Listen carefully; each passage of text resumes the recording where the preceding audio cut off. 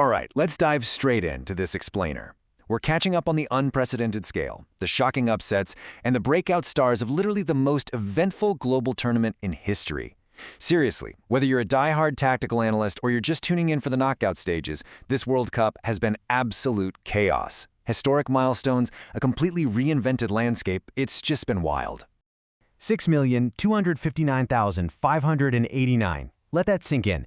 That staggering number is the total attendance record, and get this, it's already been smashed with games still left to play. It's hooking millions of fans across the globe, thanks to modern ticketing systems, massive fan festivals, and just incredible infrastructure across 16 host cities. We've nearly doubled the previous overall record of 3.5 million. And remember, that was set way back in 1994. Okay, Section 1. The biggest tournament ever. Breaking records and expanding the game. So, the tournament has massively expanded. We've gone from 32 teams, or actually if we look back at the 1994 North American tournament, just 24 teams, all the way up to a massive 48 teams. We're talking a jump from 52 matches in '94 to a sprawling 104 matches today. It features 12 groups now, instead of the traditional 8, which gives a platform to more nations than ever before. Now, you might be wondering, why does this matter to us? Well, more teams means more diversity in play styles, some wildly unpredictable matchups, and basically a full month of non-stop edge-of-your-seat soccer. Moving right along to Section 2, a historic tri-nation kickoff. 3 host nations, 3 distinct ceremonies. Looking back at the kickoff, we saw an unprecedented tri-nation hosting model, and man, did they bring the star power to 3 truly iconic stadiums.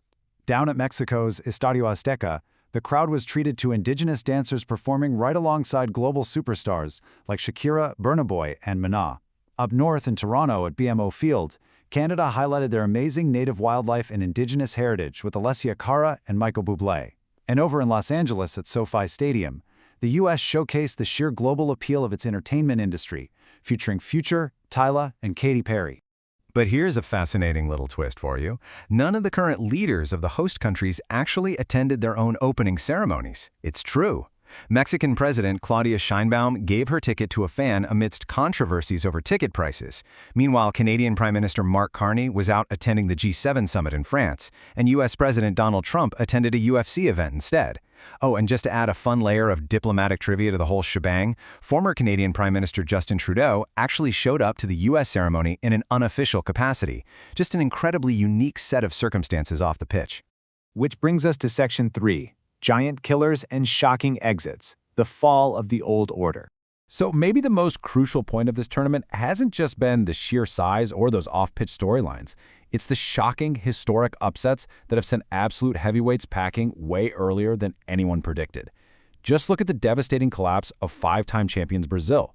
The only nation to play in every single World Cup suffered their earliest exit since 1990. After really struggling with midfield control in the group stages, they ran into a super well-organized Norway side in the round of 16. Erling Haaland, perfectly complemented by winger Andreas Schelderup, completely dismantled the Brazilian defense in a stunning 2-1 victory. And the aftermath? Wow. Neymar announced his international retirement right after the final whistle. It literally closed a defining era for Brazilian football. And hey, just to prove how dangerous that Norwegian squad was, England barely scraped by them in the quarterfinals with a super narrow 2-1 win. Following that match, England manager Thomas Tuchel was quoted saying, "We just got lucky. We have to play better." That pretty much hits the nail on the head, doesn't it?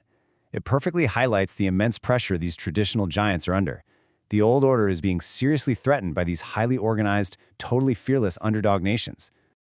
Up next, Section 4, the 2026 Breakout Stars, Unheralded Heroes Conquering the Globe.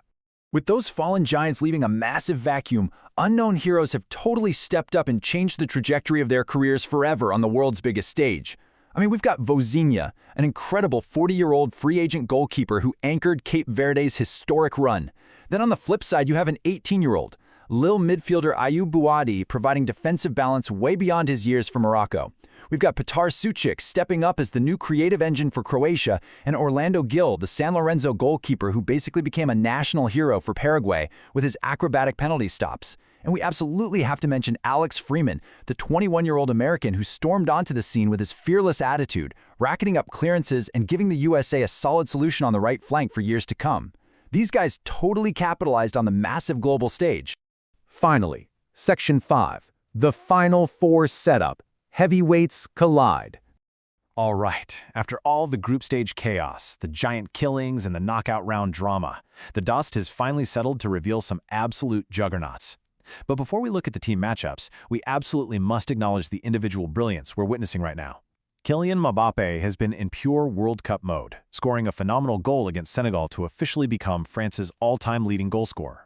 And on the other side, the 8-time Ballon d'Or winner Lionel Messi has netted 8 goals so far in this tournament, starting with a brilliant hat-trick against Algeria as he hunts for a second successive title. These two have just been ruthlessly rewriting the record books throughout this entire North American campaign. And that brings us to your incredible semifinal slate. Over in semifinal 1, France's reinvented squad takes on a relentless Spain. Then, in semifinal 2, going down in Atlanta, Argentina prepares for another epic chapter of their historic rivalry against England. And remember, that's following Argentina's grueling extra-time win over Switzerland. The storylines here are just off the charts, guys. So, we leave you with this final thought. With the ultimate gauntlet laid out before them and history waiting to be written in this record-shattering 48-team tournament, who is going to survive to claim football's biggest prize? Thank you so much for joining us for this explainer, and hey, enjoy the rest of the matches.